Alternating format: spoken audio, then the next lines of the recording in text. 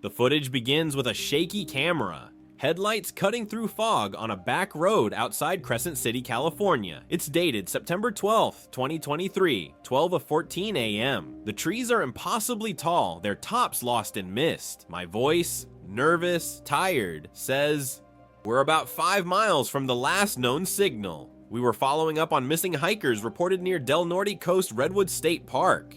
Locals said people hear footsteps that match theirs, echoing a few seconds late, as if something huge is walking just behind them. The first half hour of footage shows nothing, just darkness and the hum of the engine. Then, at 12:42 a.m., something crosses the road. Not an animal. Too tall, too fluid. I slowed the truck, rewound the dash cam, and watched it again. The frame barely caught it, 7 feet, maybe 8, gliding instead of stepping. Sarah, my producer, whispered, "It's just fog." But the fog doesn't cast a shadow, and this thing did. We set up base near an abandoned ranger outpost. The place smelled of mildew and wet bark. The windows were boarded, but one had been pried open recently.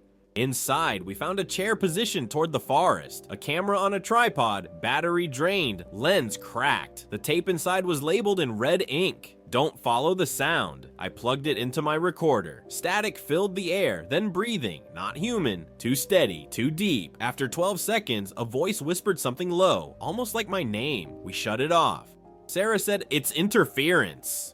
But she didn't look convinced. At 2:03 a.m., the forest went silent. No crickets, no wind, just a single rhythmic knock, like a distant heartbeat echoing through the trees. That's when my walkie crackled. A voice, same tone as on the tape. "Mark, look behind you." When I turned, there was movement. A figure, pale against the redwood trunks, watching, then gone. The second night, we set up deeper in the redwoods, about half a mile from where the last hiker's GPS signal cut out. The canopy above was so thick that even the moonlight felt filtered, cold, and metallic. Sarah was quiet. She hadn't slept since the recording. I kept the camera running just in case whatever we'd seen decided to come back. At 9:47 p.m., we heard the first knock. 3 slow hits, wood on wood, from somewhere beyond the fog. The sound traveled strangely here. It echoed in 2 directions at once. Sarah marked the time. I answered with a knock of my own, using a stick against a tree trunk. Nothing, just silence and the slow creak of the forest swaying above us. Then came the reply, closer, harder. We froze. The air felt charged, like before a storm. I could hear something moving through the brush, heavy but deliberate, staying just outside the light of our lantern. The static from our radio rose again, faint whispering layered beneath it. Human vowels twisted through distortion. I raised the mic. "If anyone's out there, this is a recorded line. Identify yourself." No answer. Then Sarah screamed. She'd been watching the tree line through her viewfinder. When I grabbed the camera, I saw what she'd seen. 2 reflections between the trees, eyes level with mine but too far apart, not glowing like an animal's, more like dull glass catching faint light. They blinked once, then the woods erupted with that same 3-beat knock, repeating in every direction, east, west, north, south. Hundreds of trees, echoing back in perfect rhythm. We ran toward the truck, our boots slamming through mud and roots. When I turned the headlights on, I saw fresh prints across the road. Large, barefoot, pressed inches deep into the wet soil. 5 toes, human-like, but nearly twice the size of my own foot. The dash cam captured the moment perfectly. 10:16 p.m., mist rolling, static washing over the audio. In the far corner of the frame, something moved just before the lens glitched. A shape, bending unnaturally as if avoiding the light. I didn't upload the footage immediately. I wanted to analyze it frame by frame, but every time I tried, my laptop froze. The file name changed itself once, from Redwood Log 1 to Listen Back. Sarah started keeping the radio off. She said it whispered when she slept. The next morning, we visited Crescent City's local ranger office. Officer Jacobs recognized the area when I mentioned the coordinates. He hesitated before saying, "That sector was shut down last year, sinkholes. But if you heard knocking, that's not the ground." He pulled an old map from the wall, the one showing disused ranger trails. A handwritten X marked the area where the disappearances began. Next to it, someone had scribbled a word I couldn't read. Looked like mimic. That night, we camped further south. I told myself it was for safety, but part of me knew we were just running. Still, the knocks followed. Same pattern, same rhythm, but now they came from below. The ground beneath the tent trembled slightly as if something massive shifted in the soil. Sarah pressed her ear to the earth and whispered, "It's walking." under us. We didn't sleep after that. When dawn came, our footprints were gone, erased, like the mud had swallowed them whole. If you're still watching this, subscribe. We'll keep chasing what shouldn't exist until something finally answers back. By the third night, the forest had turned against us. Every sound, every gust of wind through the branches carried weight, deliberate, like the woods were breathing around us. Sarah barely spoke anymore. She just recorded, her hands trembling each time the recorder clicked on. I could tell she wanted to leave. I did too, but something about those knocks, the rhythm, it didn't feel random. It felt intelligent. At 7:12 p.m., I noticed the compass spinning, not fast, just slow rotations like something magnetic pulsed nearby. The air had that same metallic scent as before, like wet iron and ozone. The last rays of daylight barely reached the forest floor. Everything was damp and humming. We followed the old ranger trail marked E7, the one Jacobs warned us about. It was overgrown now, moss swallowing the path, fallen trunks breaking the way forward. Every few minutes, the ground sank beneath our boots, soft and hollow. That's when I realized the entire area wasn't solid earth. It sounded like there were empty spaces below, tunnels or caverns or something else carved into the soil long before. At 8:03, we found a clearing with an old wooden post half buried in the mud. It had numbers etched into it. 12:14, the same timestamp as our first video. Sarah looked at me, her voice breaking. "You think someone's watching us?" "Someone," I said. "Or something." We set the tripod again and let the infrared camera run. Through the lens, the forest glowed pale and spectral. The redwoods seemed endless, pillars vanishing into fog. Then, between two trunks, a silhouette shifted. A man's shape, but stretched, like the proportions were wrong. His shoulders too wide, his arms too long.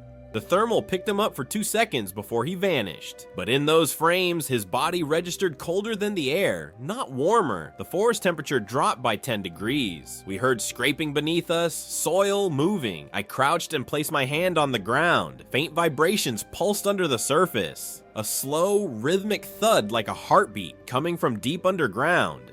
I started digging. A few inches down, the soil turned black, damp, clay-like. Then I hit something wooden, a plank, old, rotten, part of a collapsed structure. When I pulled it free, the hole released a breath of cold air that smelled like decay.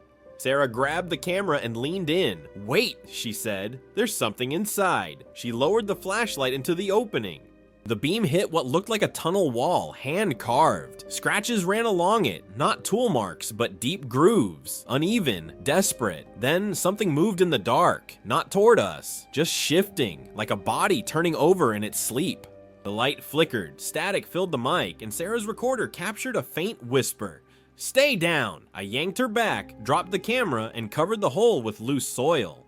The whisper kept going for a few seconds, even after we'd moved away. Distorted through the static, the words looping in a slow drawl. "Stay down, stay down." When we replayed the audio later that night, the whisper wasn't there, but a second voice was mine, saying the same words, except I never said them. That night, the ground under our camp vibrated again.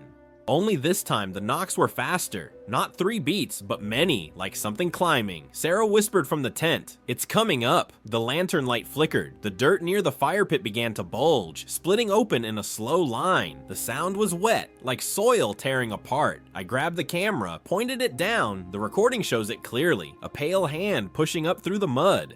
We ran until sunrise, until the forest gave way to highway. The sound followed faintly in the hum of the wind. 3 knocks echoing off the guardrail as if mocking us. When I uploaded the footage that morning, the file renamed itself again. It now read Underfoot. 2 days later, Sarah left. She said she needed cell service, a shower, something that didn't breathe in the dark. I stayed. I told myself it was for the story and for the proof, but the truth was simpler. I couldn't stop hearing it, that knocking. Once you hear it long enough, it never leaves. It becomes part of the background, like your own pulse. I set up camp by the E7 marker again, next to the buried tunnel. My radio still worked on and off, though every channel bled with static. At dawn, I caught a voice through the interference. Faint, broken. If anyone's listening, this is Ranger Peterson. Sector 3, they're still down there. I froze. The name didn't match anyone currently listed on Crescent City's Ranger roster. When I checked with Jacobs over the phone, he paused for a long time before saying, "Peterson disappeared in 1998. He went missing on the old service line, near E7, then he hung up. That night, I played back the transmission again. This time, there was breathing behind the voice. Heavy, ragged, like something large crouched over the mic. Then, a sound I'll never forget. A faint dragging, like something being pulled across wet earth. At 1:16 a.m., I hiked toward the signal source. The forest was blacker than usual, the fog swallowing even my headlamp. I followed the static hum until it cut abruptly. In the silence that followed, I heard a single knock, close, maybe 20 feet ahead. "Ranger Peterson?" I called. The voice answered immediately, same tone, same static rasp. "Mark, stop digging." My legs locked. I hadn't told anyone about the tunnel.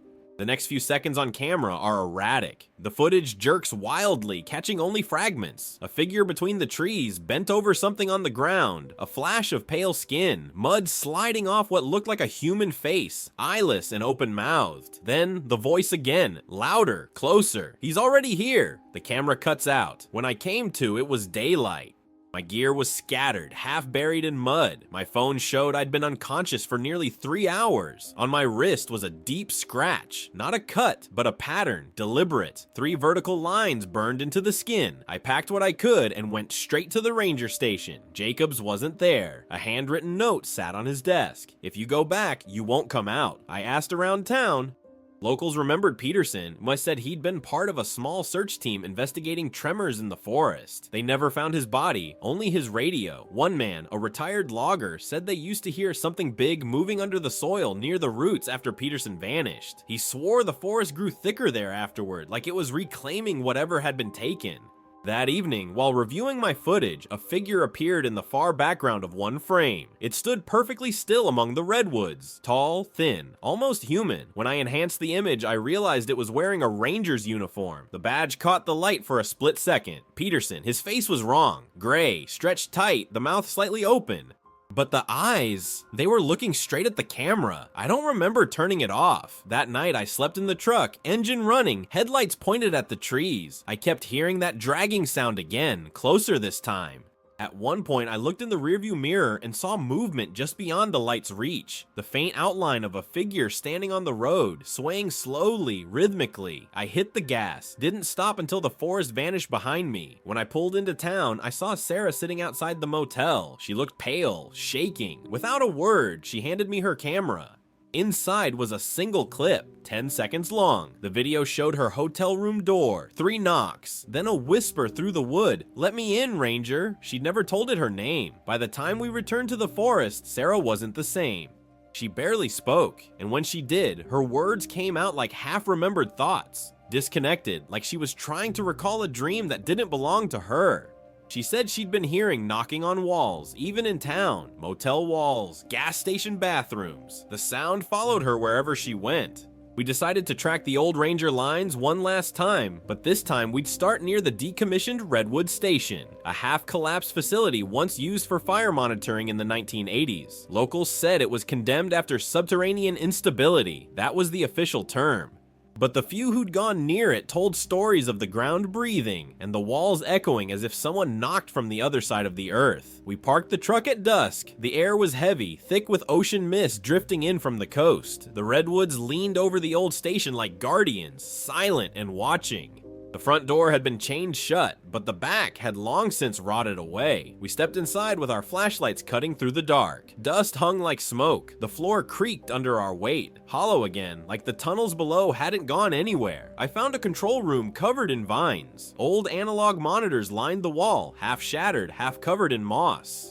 Sarah brushed away debris from one of the panels. The nameplate read Peterson. Beside it was an open logbook. The last entry was dated June 17th, 1998. Noise beneath West Sector again, rhythmic, getting closer, station vibrating. Feels like heartbeat. The page ended mid-sentence. At 9:03 p.m., the power flickered. Every monitor came to life for a brief moment, displaying nothing but static. Then, movement. Blurred shapes flickered across the screens. Almost human silhouettes walking between redwood trunks. The feed was live, yet no cameras remained in the station. Sarah's recorder picked up faint whispering again, same phrase looping over itself. "He's beneath." The floor rumbled. Dust rained from the ceiling.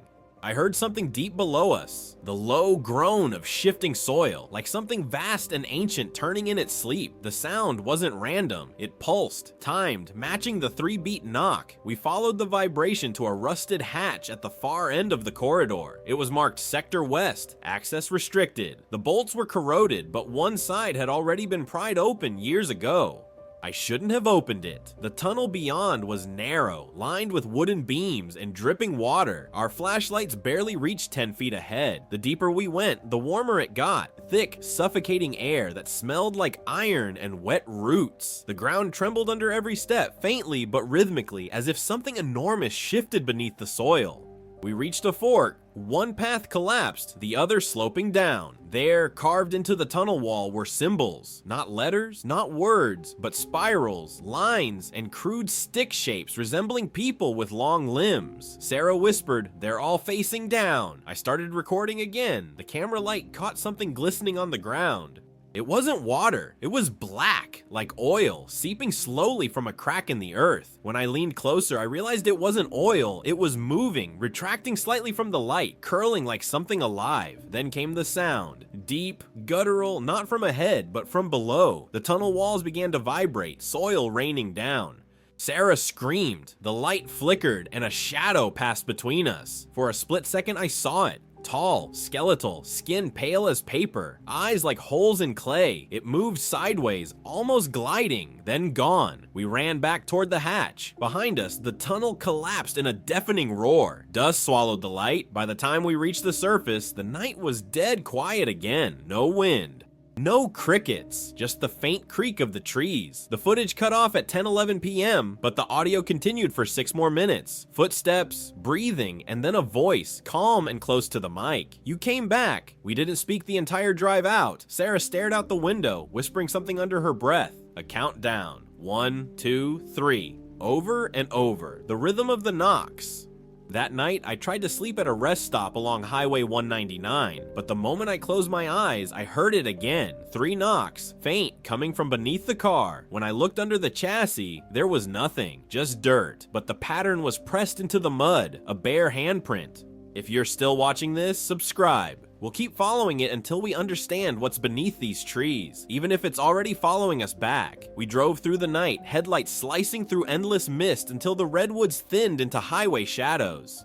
I thought leaving the forest would silence it. Now that constant hum beneath the ground, that rhythm that had carved itself into my skull. But the further we got from Crescent City, the louder it seemed to echo inside the truck, like it had burrowed in, not under the soil, but under our skin. Sarah hadn't spoken since the tunnel. Her hands were wrapped in gauze. She'd scratched her palms raw during the collapse. Every so often, she'd whisper numbers. 3, 6, 9, then start again from 1. When I asked what she was counting, she just said, breaths. We reached a small coastal town called Klamath. I found us a roadside motel, the kind where the wallpaper peels and the neon sign flickers like dying lightning. The clerk didn't even look up when I checked in. I told him we'd been working near the park, and he muttered, "You're the second crew this year." "The second?" I asked. He just nodded toward the forest. They didn't check out. That night I reviewed the footage again. The tunnel collapse, the whisper. This time, the voice at the end sounded different, slower. Like it was repeating what I had said earlier in the day, word for word. "Sarah, keep rolling, stay back, don't touch it." Except now it wasn't me saying it, it was something imitating me. I scrubbed through the waveform, isolating frequencies. There was a low pulse under the audio, almost subsonic like a heartbeat. When I amplified it, another layer emerged. Faint breathing, and underneath that, a voice whispering one word over and over. "Listen." At 3:12 a.m., the motel phone rang. No one should have had the number. I picked it up, static hissed through the line, then a faint wet sound like soil sliding. A man's voice spoke, rough and distant. "Sector West, it's open again." The line went dead. I stepped outside, phone still in my hand. The air smelled like the forest, damp earth and rot. Across the parking lot, the ground looked darker than before, like it had been freshly turned. And then it moved. Just once, a ripple passing beneath the pavement, subtle but real. I woke Sarah and told her we were leaving. She refused. "It won't matter," she said quietly. It's already inside the recordings. When I pressed her, she showed me her phone. Every file she'd saved, every clip, every image had changed names. All of them now read Beneath. I tried deleting one. It reappeared instantly. At dawn, we drove toward Crescent City again. I don't know why. Maybe because whatever this thing was, it didn't want to be left alone. Or maybe because some part of me still believed it was just sound, vibrations, frequencies, things that could be explained. We stopped near a collapsed stretch of Highway 101 where the earth had buckled last year. The cracks ran deep into the hillside. You could see where the soil had split open, exposing old roots, fragments of wood, and something else. The edge of a concrete wall, buried and broken. We climbed down to examine it. The wall wasn't natural. Someone had built it, reinforced it with rusted rebar. And carved across its surface in letters barely visible under layers of mud was a message: do not unseal. Before I could say anything, the ground trembled, a deep rolling sound like thunder, but slower, heavier, coming from below. Sarah dropped to her knees, pressing her ear to the soil again. It's not thunder, she said, it's breathing. Then came the knocks, 3, then silence. Then 3 again, louder, echoing through the earth like a pulse. I grabbed the camera. The audio meter spiked instantly, redlining even though there was no wind, no visible movement. The noise was coming through the mic itself, like the ground's vibrations were feeding into the recording. Sarah started backing away. I followed, until something caught her foot. She stumbled, and I saw what had tripped her, a length of black cable half buried in the dirt, leading down through the crack in the earth. At the end of it was a microphone. Old, military style, corroded, still active. I followed the cable with my flashlight. It disappeared into a crevice no wider than my arm. The sound from below grew louder, whispering, echoing through the stone-like speech. But the voice wasn't speaking English. It was repeating the knocks. 3 beats, pause, 3 beats. I leaned closer. If you can hear me, say something. The knocks stopped. Then a voice came through, faint but unmistakable. My own. You already did. I fell backward, dropping the mic. Sarah screamed and pointed behind me. The soil along the hillside was cracking open, long fissures splitting toward the trees. Something beneath was pushing upward, not violently, but deliberately, like it knew exactly where we stood. We ran until the trees swallowed the sky again. I didn't stop recording, not even when the sound followed. That deep, rhythmic breathing now coming from everywhere at once. When we reached the truck, the doors were open. Inside, the radio was on, playing our voices from the day before, only we were saying things we hadn't said yet. Sarah whispered, "It's recording ahead of us." That night, we made a pact. One last trip. We'd follow the cable back underground, trace the signal, and end it. Whatever it was. We went back 2 nights later. The forest looked different this time, darker, quieter, as if it had been waiting. The air was thicker, heavy with moisture and something else, a metallic tang that coated my tongue. The rain had stopped hours ago, but drops still fell from the canopy, slow and deliberate, like the trees themselves were sweating. Sarah didn't say a word on the drive. She kept staring at the windshield, her reflection faint in the glass. Once I saw her lips move, silently forming the word 3. The site was exactly where we'd left it, the collapsed hillside along Highway 101, the broken concrete marked "Do Not Unseal." Only now, the crack had widened. The cable we'd found was gone, swallowed by the soil. We set up 2 cameras, one on the truck, one handheld.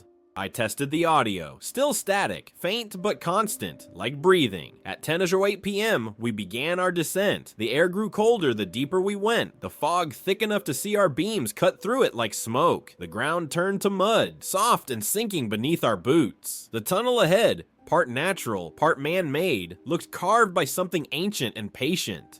Our lights caught bones half buried in the soil. Animal mostly, but a few too large, too human. Sarah whispered, "What if this isn't new?" "What do you mean?"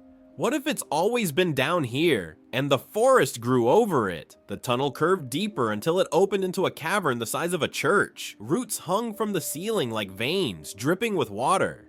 In the center stood a wooden frame. Old, half-collapsed, shaped like a doorway but leading nowhere. Symbols covered its surface, spirals, handprints, and what looked like faces carved in agony. I felt the ground vibrating again, that same 3-beat rhythm. The doorway shook with each pulse, the symbols glowing faintly under the light.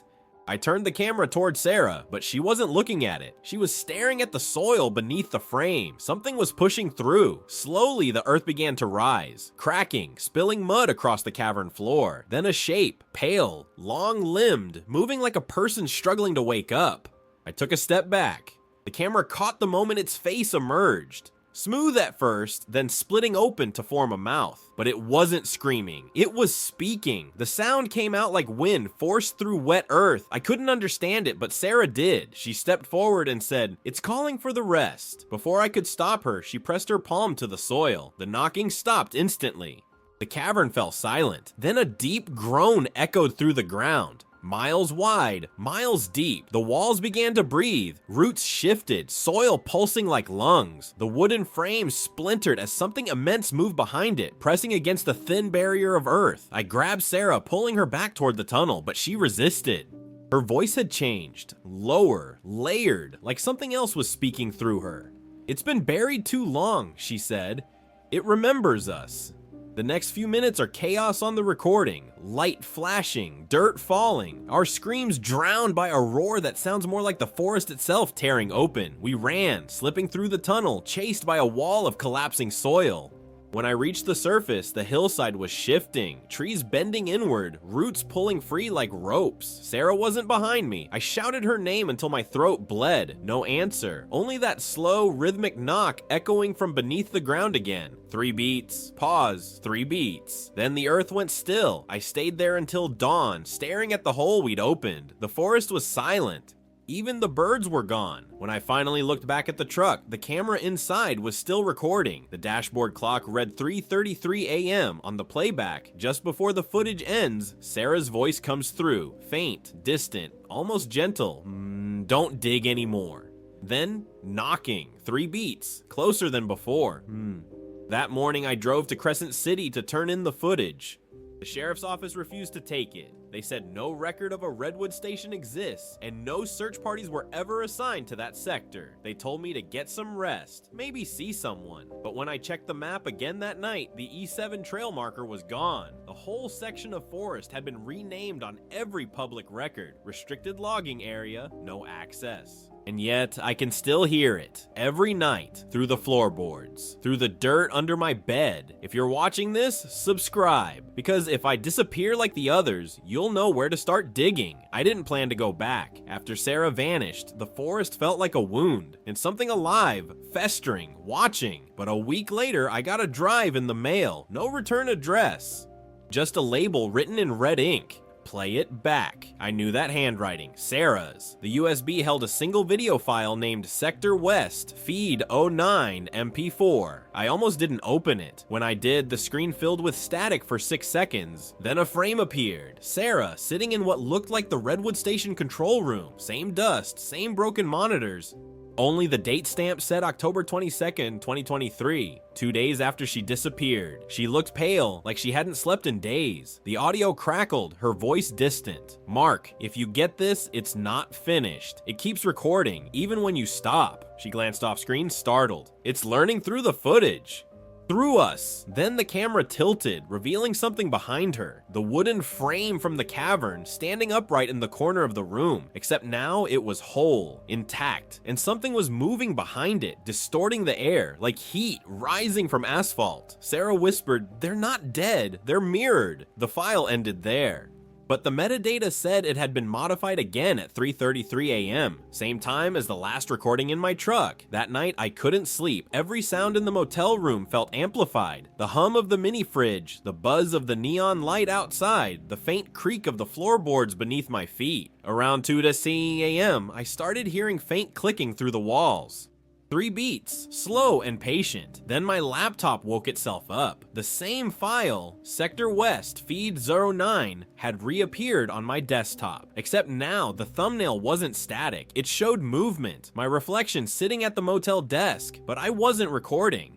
I turned off the laptop, yanked the battery, but the sound kept playing. A faint hum, a low voice whispering, "You brought it with you." The walls began to tremble. Dust fell from the ceiling. I pressed my ear to the floor and heard breathing, not mine. Deep, slow, echoing from below the foundation. I ran outside. The parking lot was empty, except for a single set of footprints in the dirt. bare, long, trailing off toward the trees. The motel clerk didn't show up the next morning. His office was empty, but the radio behind the desk was on, playing a faint loop. 369, 369. I drove to the nearest library to check old records.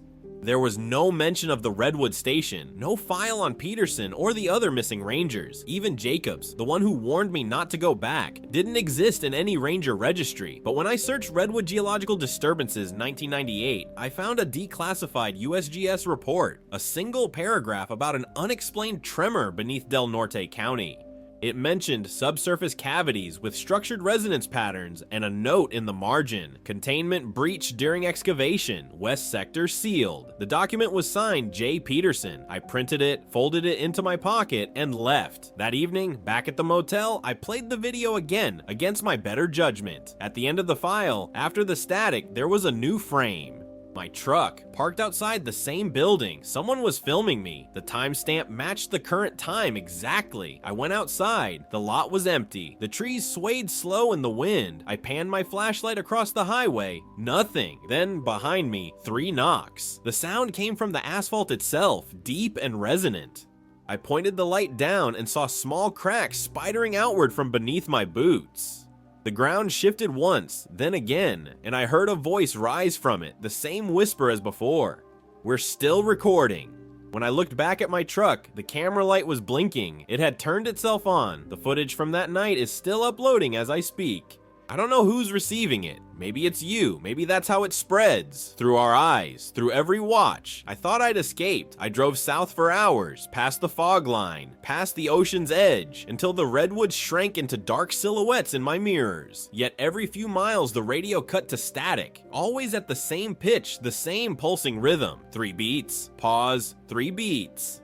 I stopped near Trinidad, where the cliffs dropped straight into the Pacific. The salt air was thick enough to sting. I left the truck running and stepped out, recorder in hand. The ocean roared below, wind tearing through the grass, but beneath it I could still hear something steady, a low hum rising from the ground. When I placed the mic to the soil, the waveform lit up instantly. The vibration wasn't random. It formed a pattern, like a frequency. Back at the motel, I ran the sound through an analyzer. The graph showed repeating intervals, perfectly symmetrical, each spaced exactly 33 seconds apart. Then another signal appeared, layered beneath it. Higher, sharper. I isolated it, boosted the gain. It wasn't just noise, it was speech. Slowed down 20%, the voice formed words. Redwood Station, Sector West, field active. The signal originated from somewhere deep in Del Norte County, the same coordinates as the cavern. At 2:14 a.m., my phone vibrated with a new text. Unknown number. Don't triangulate it, it's not a signal, it's a door. Before I could respond, the lights flickered and my laptop restarted on its own. The analyzer reopened, but the frequency graph was gone, replaced by a map. A red circle blinked around the coordinates. Under it, a single phrase appeared in white. Resonance field re-engaged. I drove back at dawn. I told myself I was just collecting evidence, that I wouldn't go near the tunnels. But the closer I got, the louder the static grew. Not through the radio now, but through the air itself. I could feel it vibrating in my chest. By the time I reached the forest edge, every metal object in the truck buzzed in harmony. Keys, camera, even the screws in the steering column. And then the sky began to hum. A low frequency rolled through the redwoods, bending branches, shaking leaves loose in waves. Birds burst from the canopy, screaming. The air shimmered as though heat rippled through fog, but it wasn't heat. It was sound made visible. Through the trees, I saw the ground shift again, opening in long, rhythmic breaths. The soil pulsed like a living drum. And from within that resonance, the faint outline of something vast took shape. Not solid, not vapor, but oscillation given form. It stood between the trunks, taller than the canopy, flickering with every wave. The sound grew unbearable. My ears rang, blood on my palms as I pressed them against my head.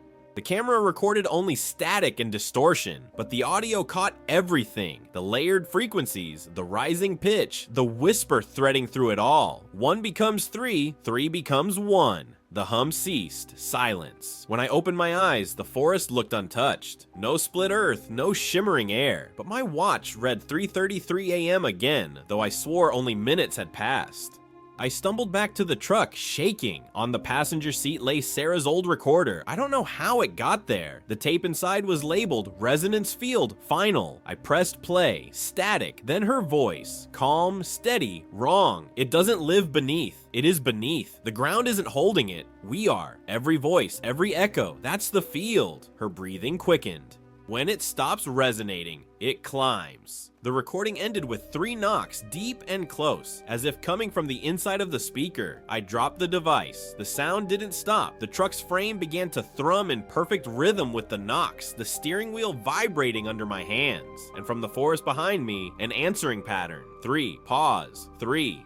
I hit the gas and drove until sunrise. The ocean glittered red in the morning light, not from reflection, but from dust. Fine and dark, drifting from the north like ash. If you're still watching this, subscribe. You might be the next one to hear it. The hum under your floor, the rhythm in your walls. That's how it spreads, through resonance, through us. 2 days after I fled the Redwoods, my body still vibrated. I don't mean metaphorically, I mean literally. My bones hummed at the edge of hearing, a faint tremor pulsing behind my ribs. When I pressed my ear to my chest, I could feel it like a heartbeat that didn't belong to me. I drove south to Eureka, trying to get distance, trying to upload the footage, but every attempt failed. My laptop screen flickered each time the video reached 33%. Then it would freeze, flash white, and a faint reflection would appear. Not mine, not Sarah's, but someone standing behind me, tall and still. The files renamed themselves again. Field active, J1. Field active, Geo2. Field active, Geo3. Each file contained the same 12 seconds of footage, a close-up of my own eyes, blinking once, then staring into the lens as a low hum filled the speakers. I don't remember recording any of it. At 11:47 p.m., I finally got a response from an old contact, a technician named Jacob Lynn, who used to help me verify authenticity for paranormal footage. I sent him the audio waveform of the resonance field. An hour later, he called back, voice shaking. "Mark, where did you get this?" Del Norte, under the Redwoods. You don't understand, that's not background noise.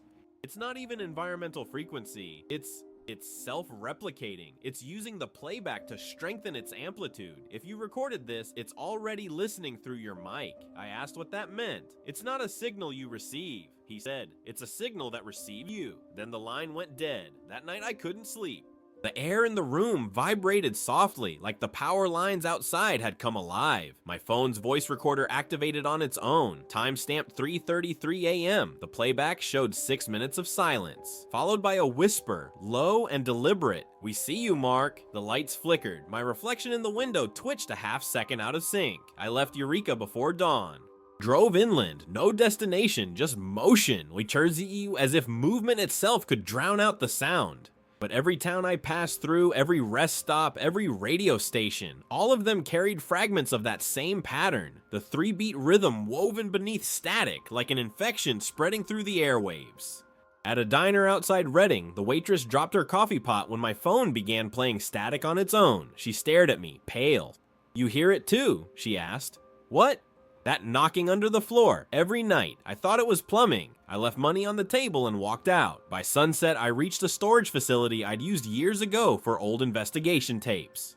I decided to archive everything there, cut the connection for good. I disconnected my phone, removed the laptop battery, and locked all devices inside a metal cabinet. Total isolation. When I stepped outside, the humming had stopped. For the first time in weeks, silence. But then, from somewhere deep inside the units, knock, knock, knock. The sound echoed through the walls, hollow and perfect. I froze. The metal trembled under my fingertips. I pressed my ear against the door. Beneath the knocks was breathing. Faint, slow, echoing as though the air itself was alive inside the steel. I opened the unit. Every screen inside was on. The laptop, the cameras, even the dead recorder, you all displaying the same frozen frame. Me, standing exactly where I was now, listening at the door.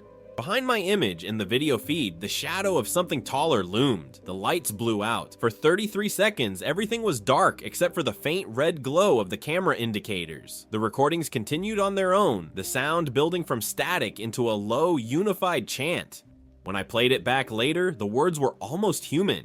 The field remembers. When the lights flickered back, my reflection on every screen was different. My eyes were gone. Black voids filled with movement, as if something behind them was still recording. I don't remember leaving the facility. I woke up the next morning in the truck, miles away, engine running, camera still recording. The timestamp, 3:33 a.m. I've stopped trying to delete the files. Every copy I erase returns in triplicate, and when I mute the videos, I still hear them. Not through the speakers, but in my teeth, in my bones. If you're watching this, subscribe. Keep the footage alive. The field feeds on silence, and if it stops being seen, it finds another way to be heard.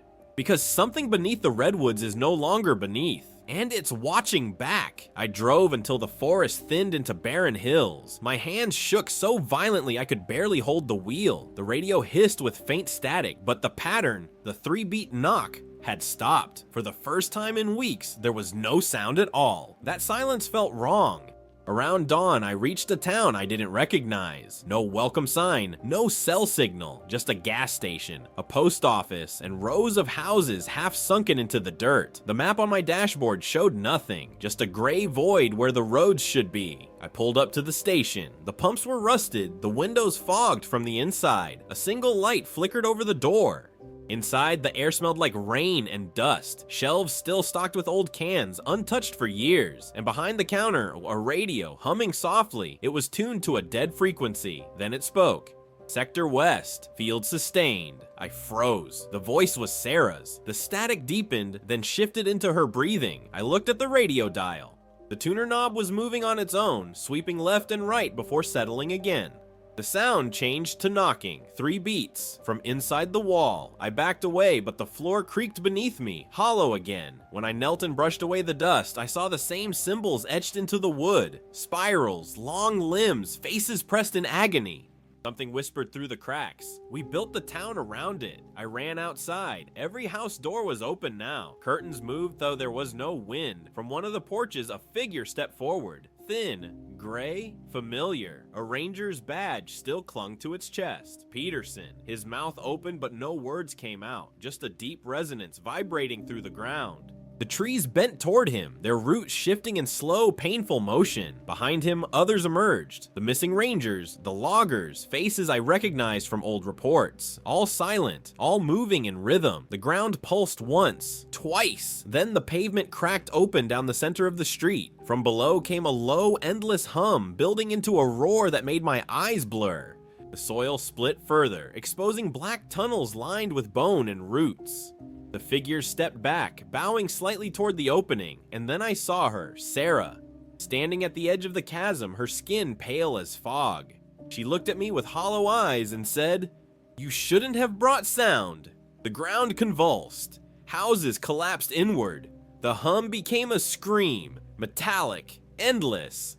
I felt my camera vibrating against my chest. The lens cracked, but it kept recording. The last thing I remember is Sarah reaching toward me, her mouth moving soundlessly as the town folded into itself, like a wave collapsing in reverse. Then silence. I woke up on the highway, engine cold, dawn breaking over the tree line. My phone screen was cracked but glowing.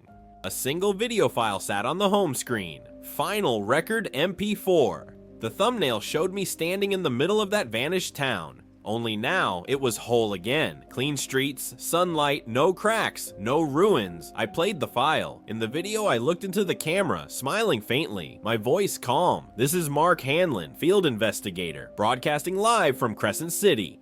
The Redwood station has been reopened. The resonance is stable. Then, behind my recorded self-movement, the shadow of something impossibly tall rising behind the redwoods. The screen went black. When I looked up from the phone, the trees ahead were swaying, slowly, in rhythm. My engine rumbled once, though the keys weren't in the ignition. And from somewhere deep beneath the road, faint and steady, the 3-beat knock began again. Knock, knock, knock. I started recording one final time. If you're watching this, subscribe. Keep it alive, because once it's forgotten, it climbs. Static fills the rest. The last frame is a blur of redwoods bending in unison, their roots shifting like hands pressing against the surface of the world, trying to crawl out. And somewhere, deep below, something knocks back.